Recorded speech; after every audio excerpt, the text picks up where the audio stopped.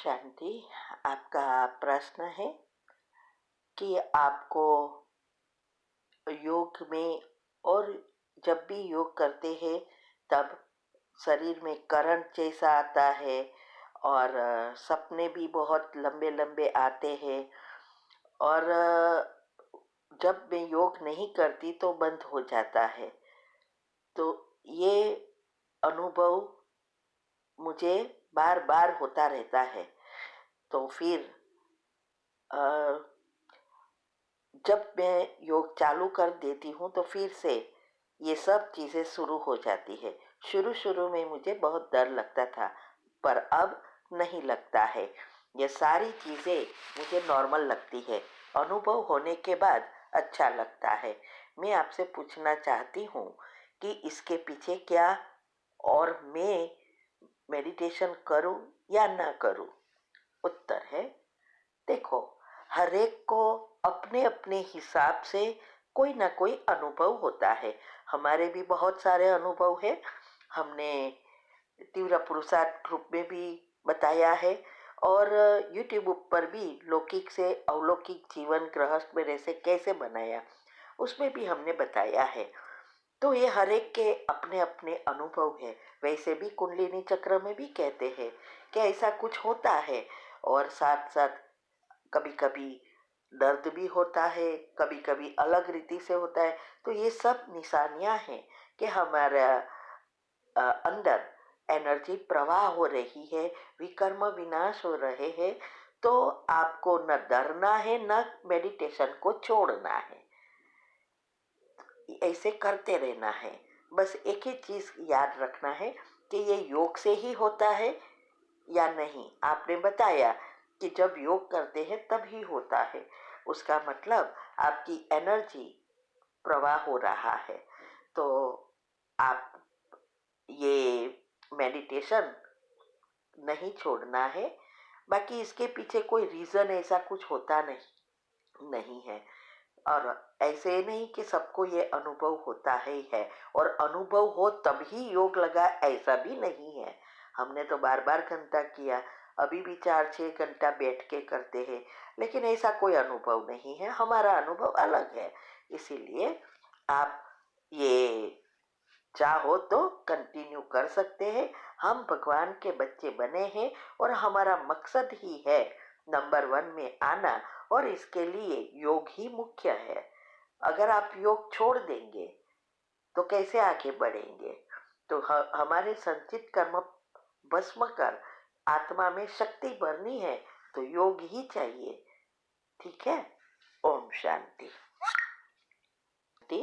आपका प्रश्न है, संकल्प शक्ति के टॉपिक में पढ़ा कि हर मनुष्य में केजितो नाम की एक विशेष ऊर्जा प्रवाह विचारों से प्रवाहित होती है।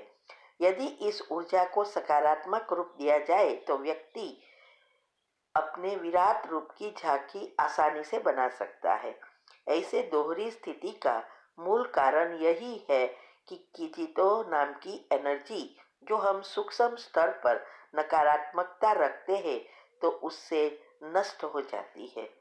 तो इसमें ये केजितो एनर्जी का समझना है। उत्तर है, देखो, ये साइंस अनुसार अलग अलग नाम दे दिए हैं, लेकिन वास्तव में ये यही एनर्जी है।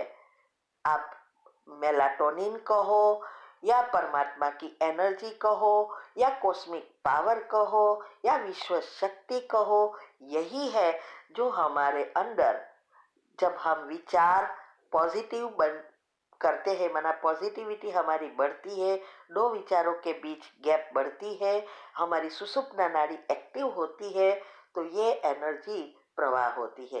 एक प्रकार का अलग अलग नाम है। ओम शांति। शांति। आपका प्रश्न है कि आपके सेंटर की दीदी से कुछ प्रॉब्लम हुआ है, तो उसको ठीक हो जाए और मैं पुरुषार्थ में आगे बढ़ूं, इसके लिए क्या करूं? उत्तर है, आपकी सारी डिटेल हमने पढ़ी कि व्यवहार दीदी का आपके साथ कुछ अच्छा नहीं है, और क्लास में भी बहुत सारे उससे अ, अच्छे संबंध ना होने के कारण निकल भी गए हैं। ये सब पढ़ा। देखो, पहले तो एक बात अच्छी रीति समझो कि जब आपकी इस आत्मा के साथ पहली बार जो कुछ हुआ, आपने उसका चिंतन नेगेटिव करके आपने खुद ने बनाया है। हर एक के अपने अपने संस्कार है, अपने अपने कर्म है, और हम भी उस कर्म से जुड़े हैं। लौकिक और अलौकिक दोनों के साथ हमारे कर्म है ना। तो जो भी आत्माएं कैसा भी व्यवहार करे, अगर हम उसका चिंतन करते हैं तो हम फिर से नए कर्म में जुड़ जाते हैं। लेकिन हम अपने को पॉजिटिव रखें, उसके साथ कोई उसका चिंतन ना करे, तो हम इसमें पास हो जाते हैं। हमें कोई कर्म के बंधन में नहीं आते। आप अभी जो भी कर रहे हैं वो नए कर्म बंधन में आ रहे हो। तो पहले आपको संबंधों को सुधारने की जो विधि मैंने बताई है, योग के प्रयोग की विधि जो बताई है, वो सब आपको पहले कर अच्छी रीति समझकर संबंध सुधारने के लिए उस अनुसार कमेंट्री बनाकर, और जो जो विधि मैंने बताई है वो इस आत्मा के साथ हिसाब किताब चुकतू करने के लिए करनी है। क्षमा की कमेंट्री करनी है। लेकिन याद रहे, एक भी नेगेटिव संकल्प नहीं आना चाहिए। ठीक है? तो ये आप करेंगे और विधि अपनाएंगे तो जरूर संबंध अच्छा हो जाएगा। और ऐसा नहीं कि संबंध ठीक होए तब मैं पुरुषार्थ में आगे बढ़ूं। नहीं, पुरुषार्थ में इफेक्ट नहीं होनी चाहिए। कोई हमें सहयोग दे या ना दे, कोई अच्छा व्यवहार रखे या ना रखे, ये हमारी अवस्था होनी चाहिए। तो ये अच्छी अवस्था की भी विधि है, वो सब अच्छी रीति समझकर प्रैक्टिकल करो, तभी आपको सफलता भी मिलेगी। बाकी आप ही पाप कर्म को खींच खींच कर खुद कर्म बंधन में आ रहे हो। तो ये विधि अपनाओ। ये जो नई चैनल की लिंक आ रही है ग्रुप में, उस पर सब्सक्राइब करो। प्लेलिस्ट में जाएंगे तो मुख्य मुख्य जो भी जरूरी चीज़ें हैं उसकी टाइटल के साथ रिलेटेड वीडियो आपको मिलेगी। ठीक है? ओम शांति। शांति। आपका प्रश्न है, मैंने अमृत वेला ठीक से हो इसके लिए रात को जल्दी सोना स्टार्ट किया, बट जब से जल्दी सोना स्टार्ट किया रात को बीच में 2 घंटे नींद खुल जाती है, फिर मैं जल्दी नहीं उठ पाती। सॉल्यूशन बताइए। उत्तर है, देखो, आपकी अवस्था बनानी है। अच्छी अवस्था के लिए जो नई चैनल पर रखा है वो अच्छी रीति फॉलो करो। ये सारी चीजें एक